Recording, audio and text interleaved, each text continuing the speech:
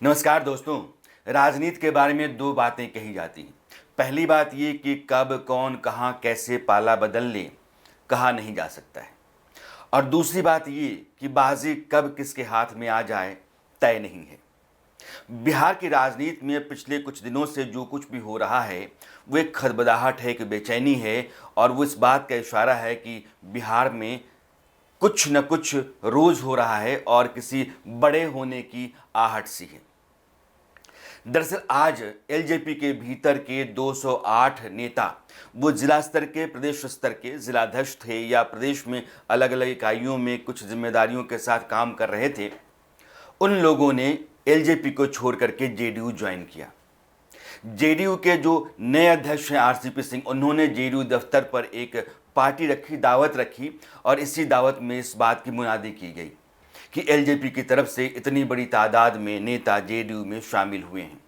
आपको याद हो तो इससे पहले जनवरी में 27 नेताओं ने सामूहिक इस्तीफा दिया था एलजेपी से और वो जेडीयू में आए थे। अब नीतीश कुमार, ऐसा लग रहा है कि यह मानकर चल रहे हैं, उन्होंने यह संकल्प ले रखा है कि एलजेपी को हर कीमत पे ख़त्म करना है। यानी कि चिराग पासवान ने चुनावों से पहले जिस तरह की दुश्मनी मोली या जिस तरीके से लगातार नीतीश कुमार पर हमला बोलते रहे और सीटों के मामले में नुकसान जेडीयू को दिया, वो सारा हिसाब बराबर करने की हालत में या उसकी मानसिकता में नीतीश कुमार नज़र आ रहे हैं। दो तीन बातें बहुत ज़रूरी हैं ये समझने के लिए। पहली बात यह है कि 2 रोज़ पहले ही चंदन सिंह, जो कि नवादा से एलजेपी के सांसद हैं, और चंदन सिंह नीतीश कुमार से मिले। निकलने के बाद, मीटिंग से निकलने के बाद उन्होंने कहा कि यह दरअसल औपचारिक बैठक थी, मैं अपने संसदीय क्षेत्र में विकास के काम के लिहाज से या उस सिलसिले में नीतीश कुमार से मिलने गया था। दो बातें हैं। एक, एलजेपी के नेता चिराग पासवान यह कहते रहे कि नीतीश कुमार, जिनको विकास पुरुष कहा जाता है, उन्होंने बिहार का बंटाधार किया और उनके खिलाफ मुकदमा होना चाहिए, उनको जेल जाना चाहिए। अगर मेरी और बीजेपी की सरकार आई तो नीतीश कुमार को हम जेल भेजेंगे। यह बात चिराग पासवान की आपको याद होगी, जो चुनाव के दौरान वो कहते थे। अब उन्हीं के सांसद निकलते हैं तो कहते हैं कि विकास के सिलसिले में हम मिले थे, यानी कि नीतीश कुमार विकास कर रहे हैं, उनके ज़रिए बिहार में बेहतरी हो रही है, और सांसद भी अपने इलाके में बेहतरी और विकास की खातिर ही नीतीश कुमार से मिलने गए थे। वीणा देवी वैशाली से सांसद हैं, एलजेपी की सांसद हैं, उनके पति जेडीयू के नेता हैं। वीणा देवी का एक झुकाव नीतीश कुमार की तरफ है, और बहुत मुमकिन है कि 3 सांसदों के साथ होने के बाद वो तीनों सांसद जेडीयू में तोड़ करके एलजेपी से नीतीश कुमार अपने पास ले लें, क्योंकि वो बताना चाहते हैं कि नीतीश कुमार की हैसियत को चुनौती देना और जेडीयू को नुकसान पहुंचाना चिराग पासवान के लिए घाटे का सौदा साबित होगा। और यह बात चल रही है। राजकुमार सिंह इकलौते विधायक हैं एलजेपी के। राजकुमार सिंह का बयान में आपको, अगर हाल ही में जो उन्होंने दिया है आपने सुना हो, नहीं सुना हो तो बताना चाहूँगा।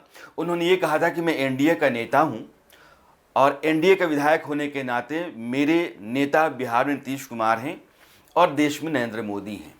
नीतीश कुमार के बारे में चिराग पासवान की अपनी जो भी राय है, उनकी निजी राय हो सकती है, लेकिन पार्टी का विधायक होने के नाते मेरी राय यही है कि मैं एनडीए का विधायक हूं और नीतीश कुमार, नरेंद्र मोदी हमारे अगुआ हैं। जिस नीतीश कुमार को लगातार चुनौती देते रहे, जिन पर लगातार इल्ज़ाम मरते रहे, जिनके खिलाफ लड़ करके उन्होंने नीतीश कुमार की पार्टी को, जेडीयू को कमोबेश 28 सीटों का नुकसान दिया, उस नीतीश कुमार के बारे में उन्हीं के इकलौते विधायक की ये राय है। यानी कि आपकी पार्टी के सांसद और आपके इकलौते विधायक आपकी राय से सहमत नहीं है। चिराग पासवान को अब यह समझ लेना चाहिए कि खतरे की घंटी कितनी तेज और ऊंची होती जा रही है। बहुत मुमकिन है कि चिराग पासवान को अपनी पार्टी और पार्टी के भीतर के नेताओं को सहेजना, संभालना और बचा पाना बहुत मुश्किल हो जाए, क्योंकि नीतीश कुमार अब इस मूड में दिखने लगे हैं और वो बहुत ही आक्रामक हैं, और यह आक्रामक मूड नतीजा दिखा रहा है।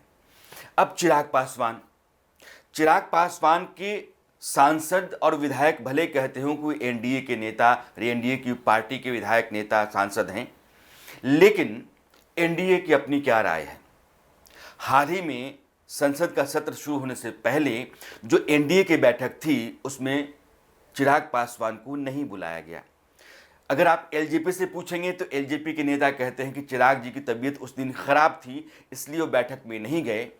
लेकिन बीजेपी के नेताओं से आप बात करेंगे तो वो ये कहते हैं कि उनको बुलाया नहीं गया, मना कर दिया गया। पहले ऐसा नहीं था, पहले बुलाया गया था, लेकिन मना करने का कारण सिर्फ एक ही है कि नीतीश कुमार ने कहा कि ऐसा नहीं हो सकता है। जो आदमी बिहार में एनडीए की बीजेपी और जेडीयू के साथ चुनाव नहीं लड़ता है, जो जेडीयू के खिलाफ लगातार प्रचार करता रहता है, उसकी पार्टी एनडीए का हिस्सा हो और एनडीए की बैठक में आए, यह मंजूर नहीं, बर्दाश्त नहीं है। और नीतीश कुमार के इसी रुख या रवैये के चलते बीजेपी ने यह फैसला बदला और कह दिया कि आपके आने की दरकार फिलहाल नहीं है। बीजेपी के लिए एलजेपी या चिराग पासवान वो प्यादा थे जिन्होंने बिहार के चुनाव में मुफीद नतीजा दिया, मनोनुकूल नतीजा दिया। वही मतलब उसी तरीके का नुकसान जेडीयू को पहुंचाया जैसा नुकसान बीजेपी चाहती थी। अगर यह नुकसान एलजेपी की तरफ से नहीं होता तो आज की तारीख में चुनाव नतीजों के बाद की बात मैं कर रहा हूं, जेडीयू के सांसदों की माफ कीजिएगा, जेडीयू के विधायकों की तादाद 70 से ऊपर होती और 70 से ऊपर अगर जेडीयू के पास विधायक होते तो लाजमी है कि आरजेडी और कांग्रेस के विधायकों की संख्या कम होती। लेकिन बिहार में जो नतीजा आया वो नतीजा ऐसा है कि आप चाह करके भी बहुत कुछ नहीं कर सकते हैं। बीजेपी चाहे जो भी कर ले लेकिन वो अपना मुख्यमंत्री